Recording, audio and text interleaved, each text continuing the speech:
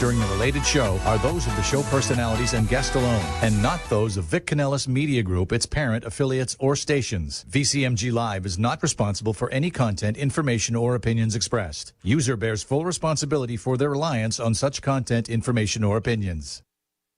Welcome to the Luhu Advisor Show with your host, Paul Solomon.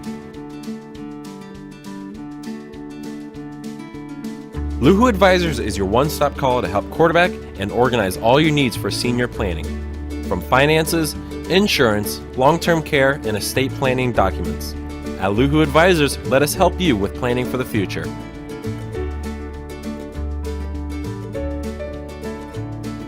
Now enjoy the show.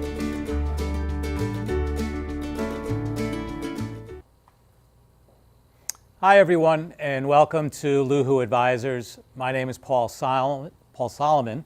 I am the host and owner of Luhu Advisors. I am a licensed real estate broker. I'm a licensed insurance agent, life, long-term care, and annuities. I am a licensed assisted living administrator, and I am a certified senior advisor.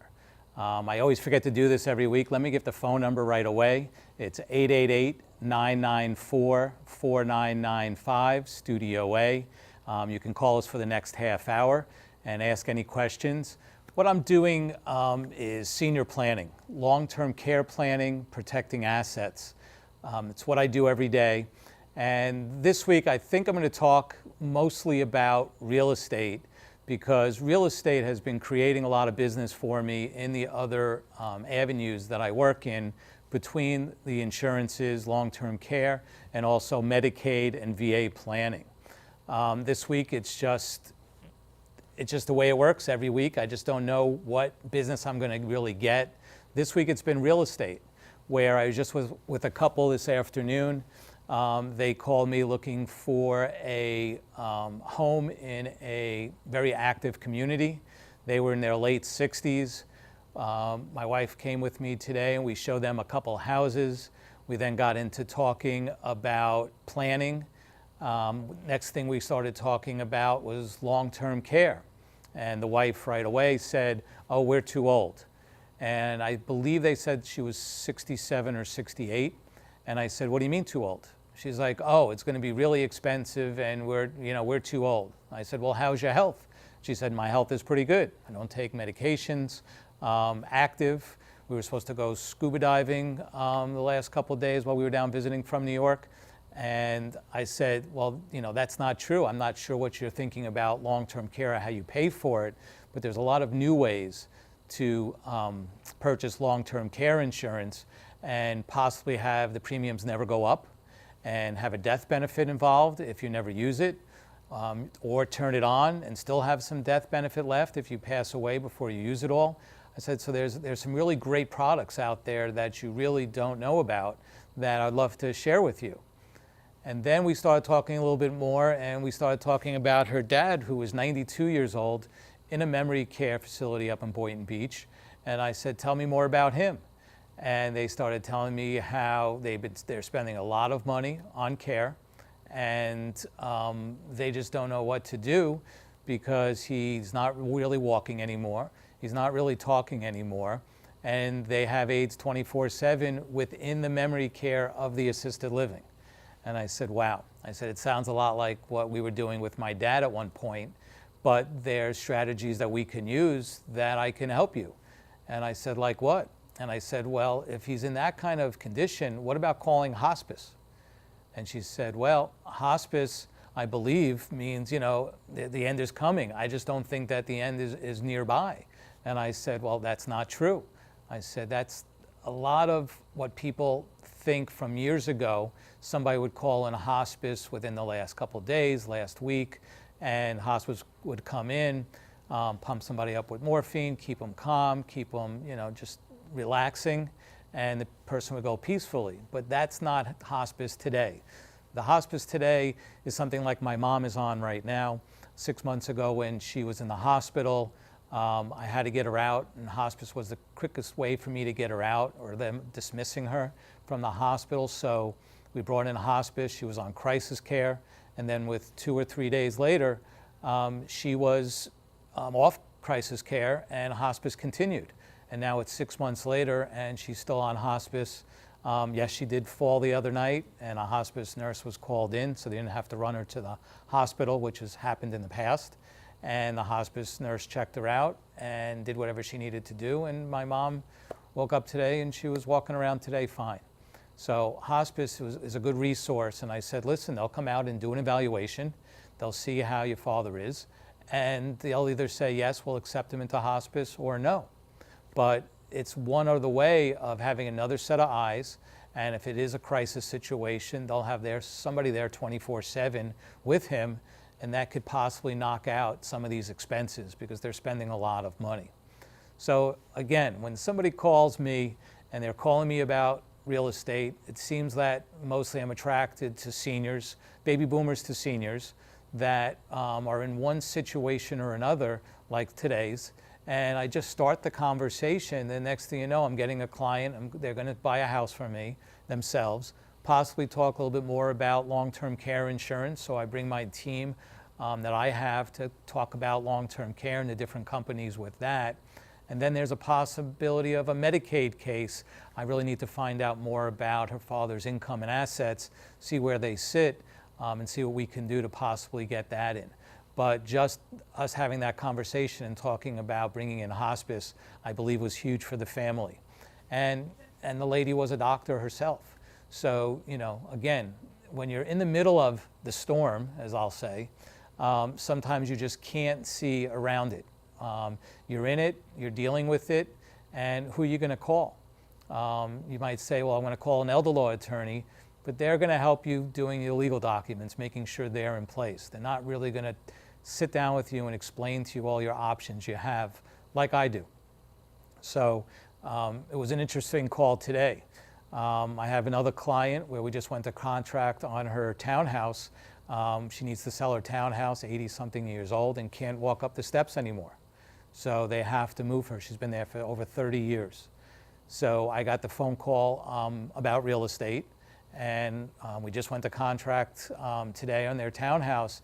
Now they're going to look to scale down. She does not want to go into an assisted living. She's still fully functioning, can't drive, but she can get around with no problem, not using a walker. So we're going to sell her townhouse and move her into a villa, of which she's worried about money. She's worried about, well, all I have left is this townhouse and the assets I have left, so let's buy something at this price point.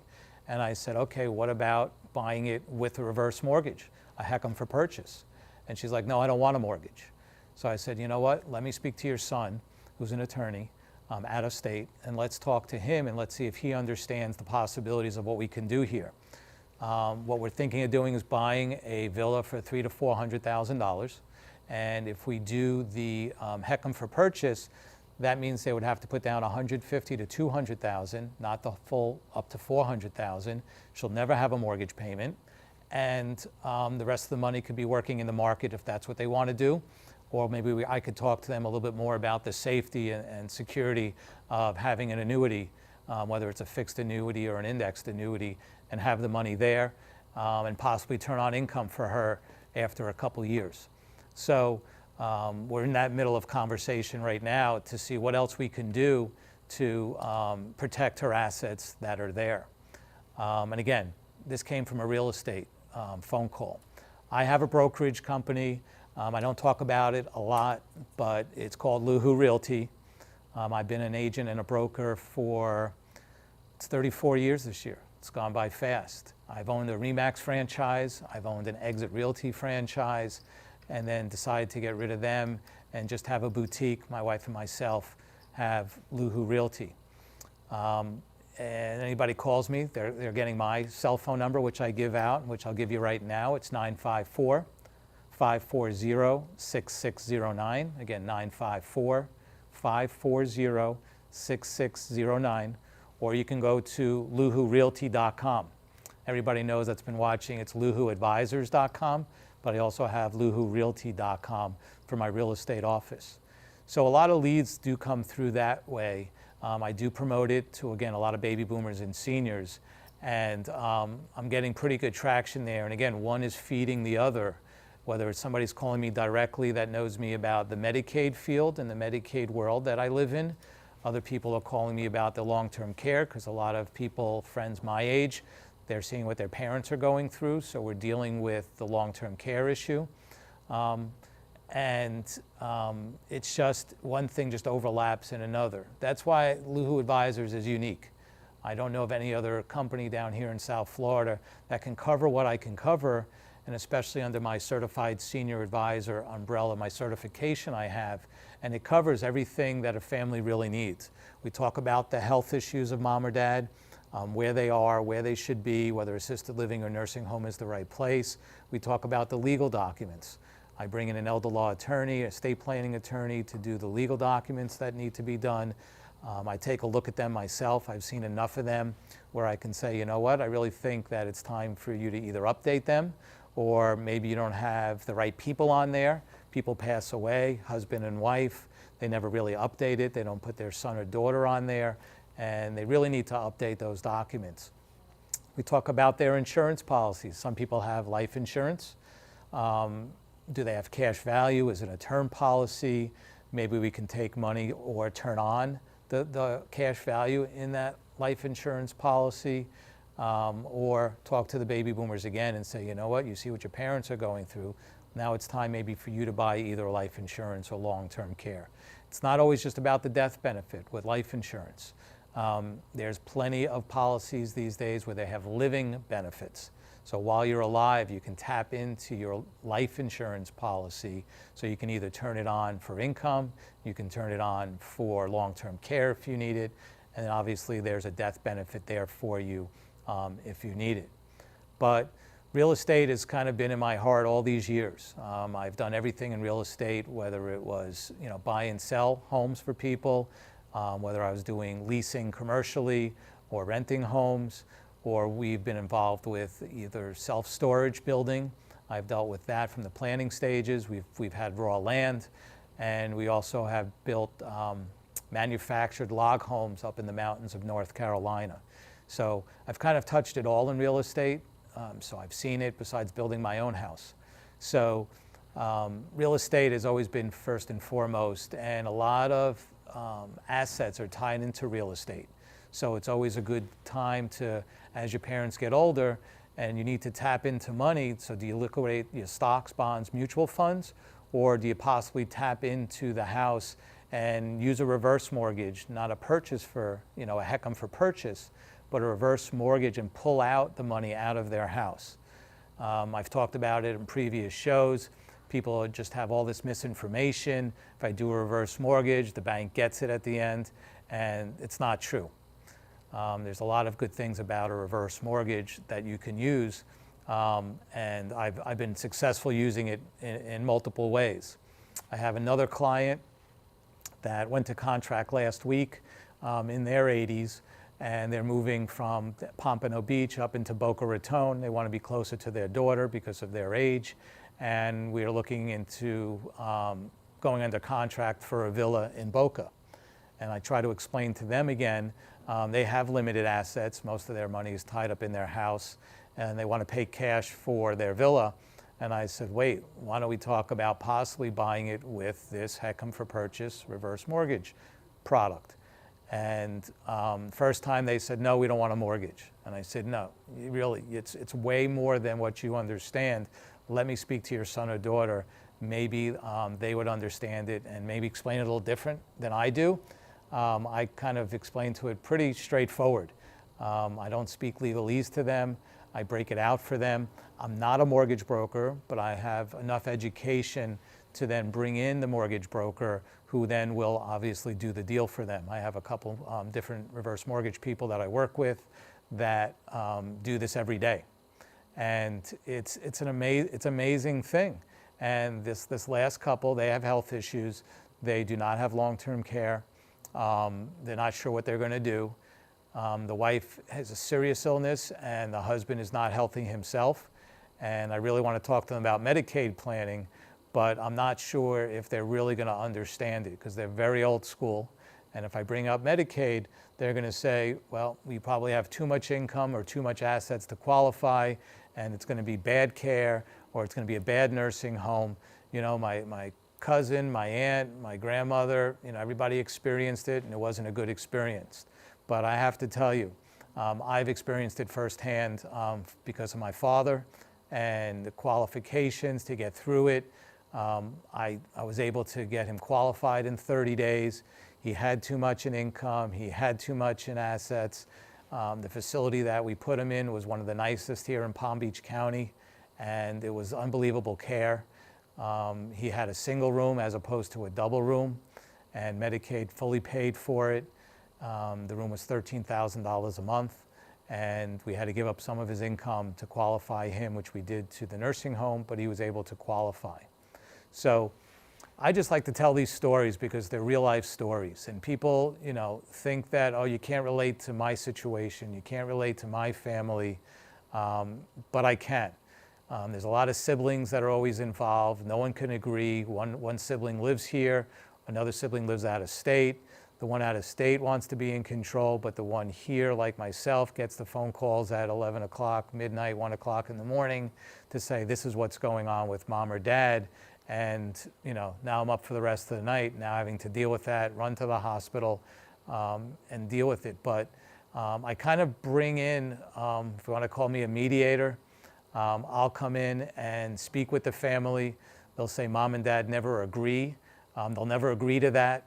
But after I speak to them and get them to understand, listen, this is what I've been going through. I understand what you're going through. My dad or mom said the same thing. But you can't just leave everything to the end. You can't leave it so that mom or dad passed away and then just leave the folder there and say, okay, good luck, get through it.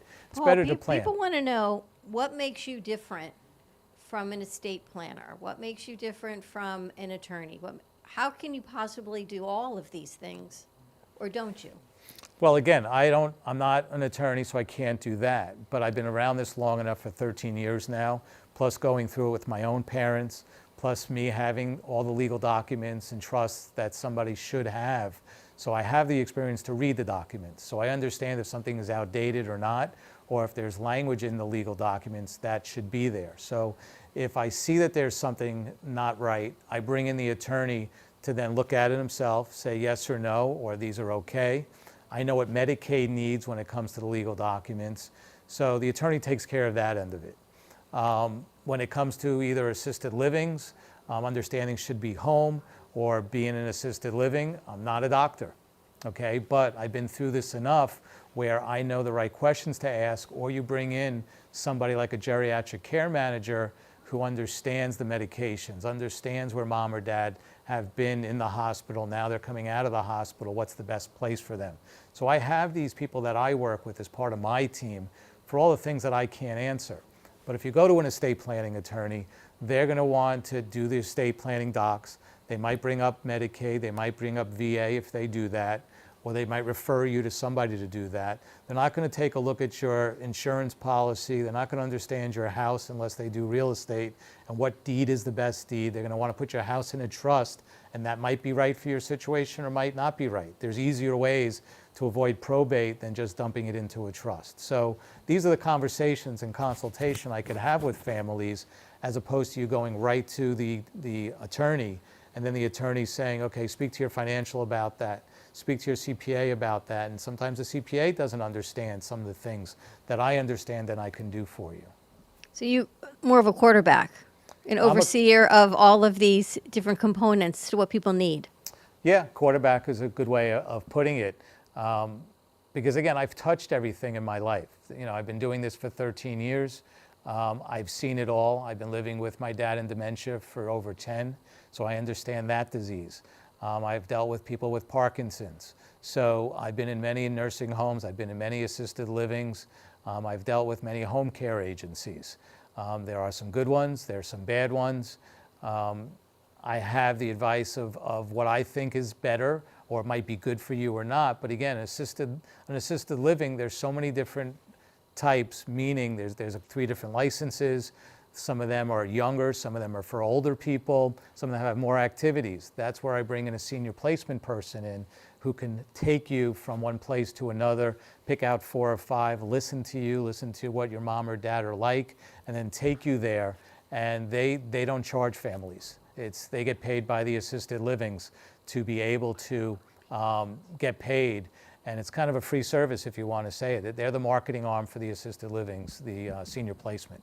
So there's other people that I have that are involved in my team to be able to take care of anything that I can't take care of.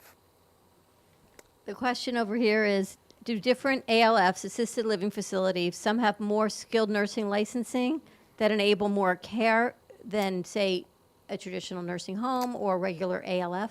Yeah, so people get confused every day, the difference, because I hear it all the time. I'm taking my mom to a home, or I'm taking my mom to a facility, and I say, okay, now explain to me where you're taking them, what's the name of it? And I said, oh, you're taking her to an independent living, or you're taking her to an assisted living, or an assisted living with memory care, or you're taking them really to a nursing home, skilled nursing home.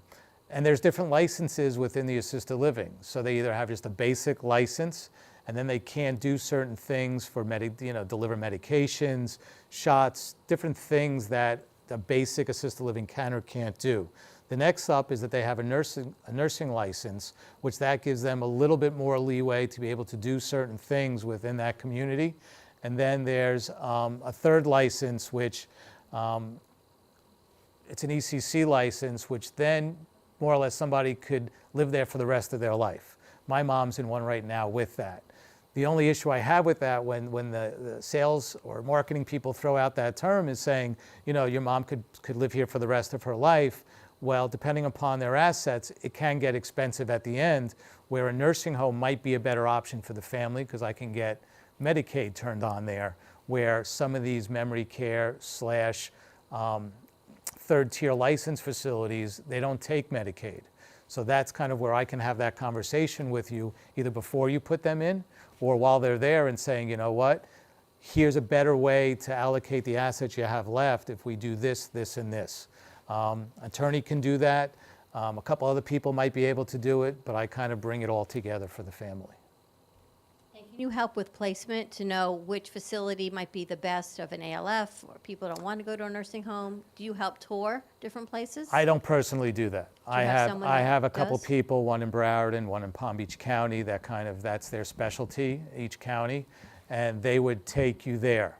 Unfortunately, and I just saw a commercial on TV, that they're coming out with special ruling with these companies that do it long distance. So you have, I'm not going to name any names, but they're on commercials late night saying, call us and we'll help place your mom or dad. They're not here locally. So all they're going to do is put a referral into the 3-4 closest facilities near your home, as opposed to hiring a local person that could take you and or your mom or dad to the communities, try out the food. They'll offer lunch, they'll offer dinner, because obviously that's one of the things everybody is worried about, is what the food is like. So it's better to use a local person than a long-distance person. You have another Question? Is there a certain time period that you might need to wait if you're thinking about putting a loved one into one of these facilities and you haven't yet protected assets or maybe moved some money so they could qualify for Medicaid? Is there a certain cutoff or time period where it becomes too late to do that? Well, the only thing is, if somebody's at home and you're thinking about placing them into an assisted living, obviously we should have the conversation before you do that, unless you know that that community takes Medicaid. If you know you want to go that route, make sure, you tell the placement person that you might be using, hey, we think we're going to go the Medicaid route, so please show us communities that take Medicaid. So that would be the first start of the planning. Or if you're not using a placement company, you're going into the assisted livings, say to them, hey, do you guys take Medicaid? What is Medicaid covering? How much?